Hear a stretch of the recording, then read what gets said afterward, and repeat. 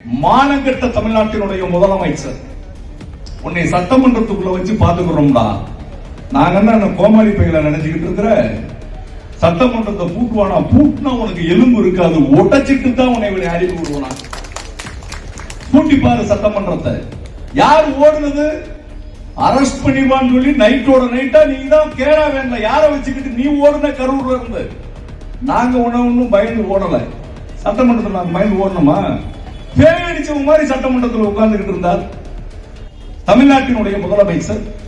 குத்து புரோட்டா போட, என்னடா குத்து புரோட்டா போட? உன்னை மாதிரி ஆயிரக்கணக்கான புரோட்டாக்களை நாங்க பார்த்திருக்கிறோம். நீ எவ்வளவு கேவலமா பேசுன? போட விளக்கண்ண கவரிமான் மகிழ்நீப்பின் உயிரிழப்பின் கவரிமான் மயிலுக்கு அவ்வளவு பெரிய அடையாளத்தை சொல்லிக் கொடுத்தாரு. இந்த ஆர்எஸ் பாரதியுடைய மைண்டுக்கு சமட்டான். உன்னால என்ன செய்ய முடியும்?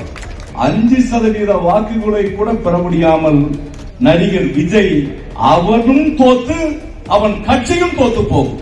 நீ என்ன வழக்கு போட்டுருவ? வழக்கு போடுறேங்கிறான், மிரட்டுவேங்கிறான், எம்எல்ஏ விலை பேசுறேங்கிறான். இவனே என்னை பிடிச்சுக்கோ என்னைய பிடிச்சுக்கோ என்னைய பிடிச்சுக்கோ, நான் வெற்றி கொண்டான் உங்களை கொண்டான் நாங்க பேச மாட்டோம். நாங்க எதிர்கட்சியா நியூஸ் இருக்கணும்னு நினைக்கிறீங்களா? மானங்கெட்ட பையன், இவனுக்கு தகுதி இல்லாதவங்க எங்களுடைய கட்சியில் இருக்கிறாங்க. எங்களுடைய தலைவர்களை அவமரியாதை படித்தால் உன்னை அடித்து விரட்டுவதற்கு நாங்கள் தயாராக இருக்கிறோம்.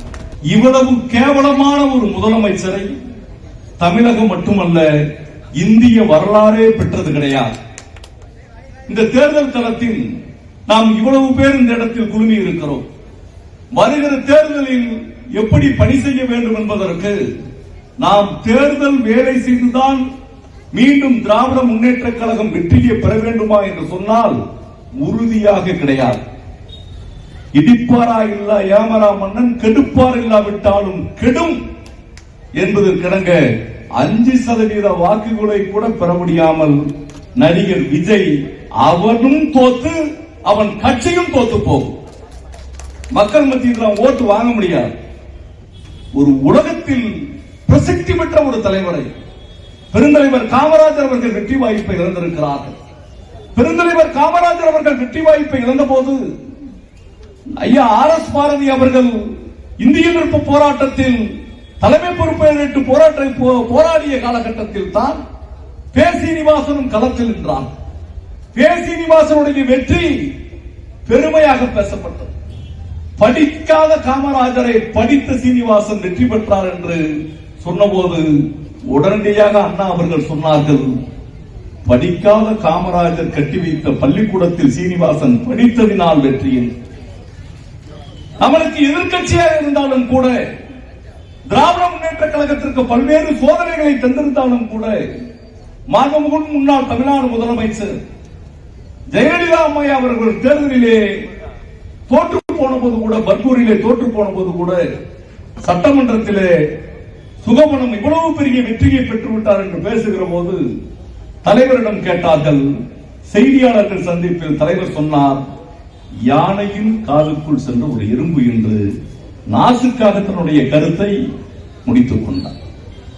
பேரறிஞர் அண்ணா அவர்கள் வெற்றி வாய்ப்பை இழக்க போது கூட எதிரில் இருக்கக்கூடிய தலைவர்கள் தமிழினுடைய மானத்தை இந்தியாவினுடைய நாடாளுமன்றத்தில் கம்பீரமாக பேசிய தமிழினத்தினுடைய தலைவன் வெற்றி வாய்ப்பை இழந்திருக்கிறார் என்றுதான் எதிர்கட்சிகள் பேசியது. ஆனால் இந்த உலக நாட்டில் நான் தேடிக்கொண்டிருக்கிறேன், சட்டமன்றத்திலே உன் தகப்பனாரா என்று சொல்கிறானே, நான் கேட்கிறேன், மானங்கெட்ட தமிழ்நாட்டினுடைய முதலமைச்சர் உன்னை சட்டமன்றத்துக்குள்ள வச்சு பாத்துக்கிறோம்டா.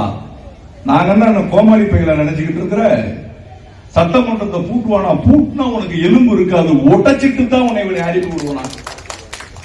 பூட்டி பாரு சட்டமன்றத்தை. யார் ஓடுனது?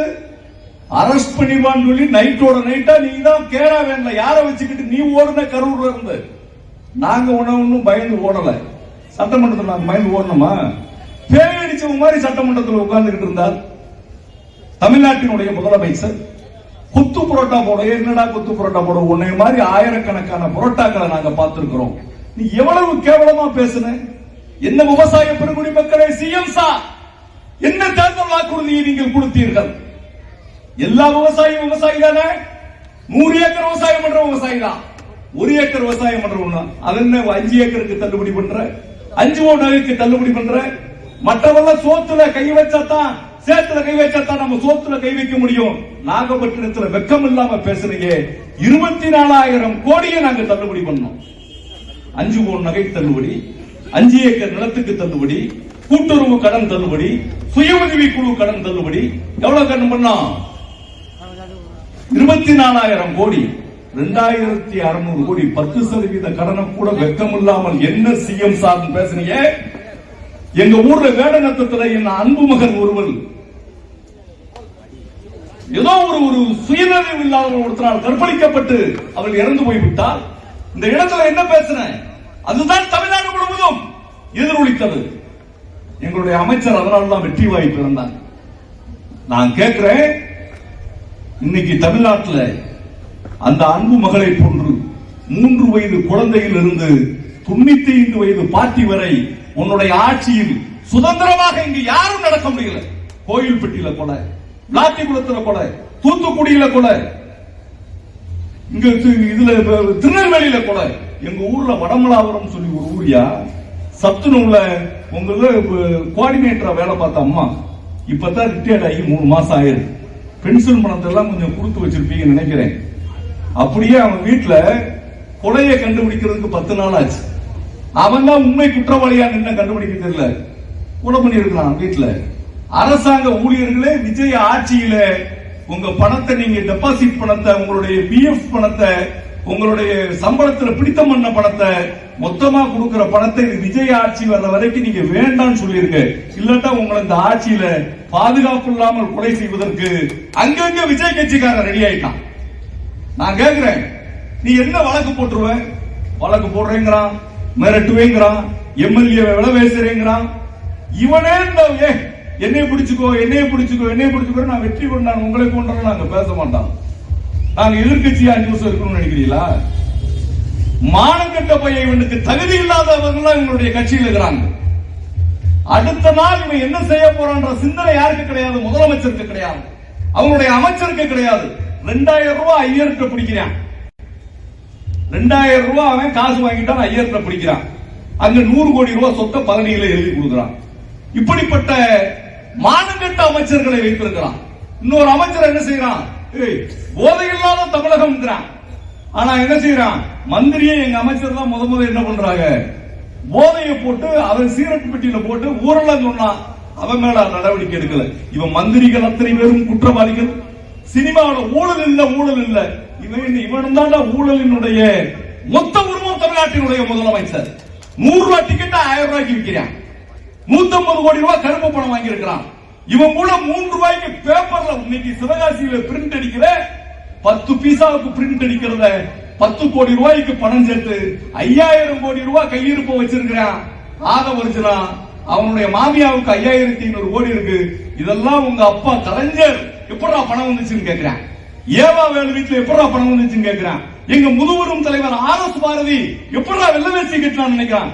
அட போடா விளக்கண்ண கவரிமான் மகிழ்நீப்பின் உயிரைக்கு கவரிமான் மயிலுக்கு அவ்வளவு பெரிய அடையாளத்தை சொல்லிக் கொடுத்தாரு. இந்த RS பாரதியுடைய மயிலுக்கு சமட்டான். உன்னால என்ன செய்ய முடியும்? எங்களுடைய தலைவர்களை அவமரியாதை பண்ணித்தால் உன்னை அடித்து விரட்டுவதற்கு நாங்கள் தயாராக இருக்கிறோம். திமுக எதை பற்றியும் கவலைப்பட்டாங்க. தனியா நின்று 860 ஓட்டுல கலைஞருங்க ஜெயிச்சிருக்காரு. அடுத்த தடவை 86,000 ஓட்டுல ஜெயிக்கணும் நம்ம திமுக. துரோகிகளை எல்லாம் பைக்குள்ள தூக்கி வச்சுட்டு போனா நம்ம எப்படா ஜெயிக்க முடியும்? வைகோ வாழ்நாள் ஃபுல்லா நெஞ்சமுள்ளா வச்சிருக்கான். யாரும் கோயில் பெட்டிக்காரன் கலிங்க பெட்டியில போய் தண்ணி கிண்ணியை குடிச்சிடாங்க, மருந்து கொடுத்து போடுவேன்.